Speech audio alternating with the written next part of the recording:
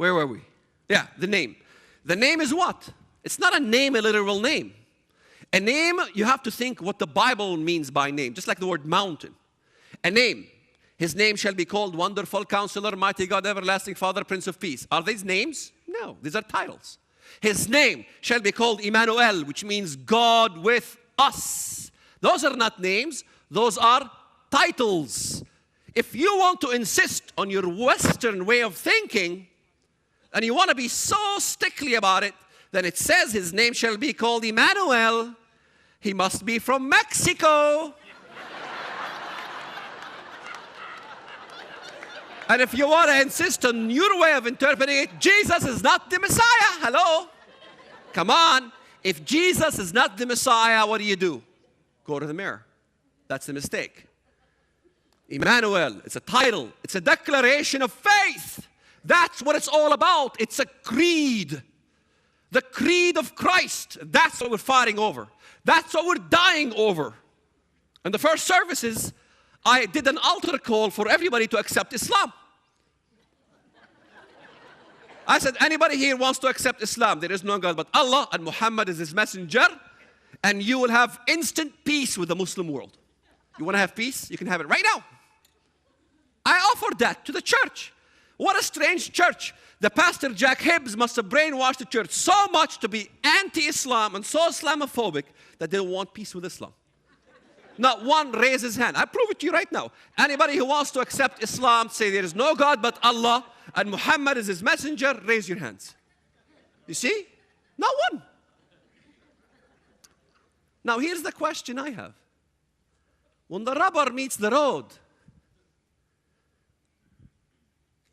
and they take one of you, and they chop their head in front of you, and you see their blood go down the stairs. We've seen that kind of stuff. You're not used to this. You buy your meat packaged in America.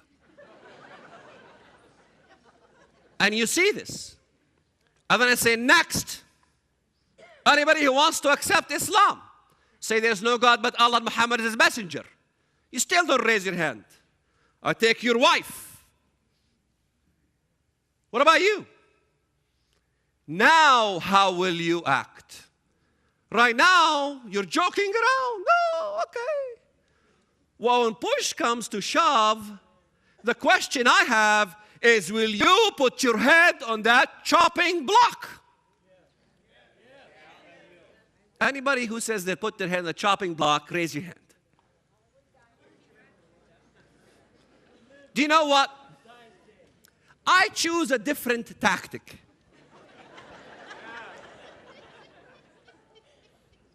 I'll fight. I'll fight. I choose to fight. I ain't gonna let nobody chop my wife's head in front of my eyes. I'm gonna take a dozen of them before they get me down. And that's the American attitude. We're not going to take no mark of the beast, but it take a mark of blasphemy. The mark is the name, by the way, and it's a declaration of faith. That's what it is. It's a creed. Emmanuel is a creed. Wonderful Counselor, Mighty God, Everlasting Father, Prince of Peace is a creed. It's the creed that we all died for. It's the creed that your forefathers died for. They bled for it. And those people want you to believe in it. So you have finally peace. And you become subservient to that system. To pledge allegiance to the beast. To give allegiance. That's what it's all about. An Antichrist system that people are uncomfortable to even address or talk about, fearing they're going to be labeled Islamophobes. I ain't worried about it because judgment comes. I did my job. From a terrorist to an ambassador. I'm telling you, that's what it is. He transformed you from a terrorist to become an ambassador. In some of the sticklers in, let's see, Daniel chapter 9. We have 6 minutes left before we give you a break. Daniel 9.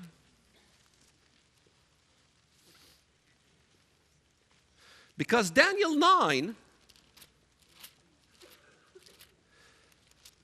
Remember, in Daniel, it talks about, in chapter 8, the little horn.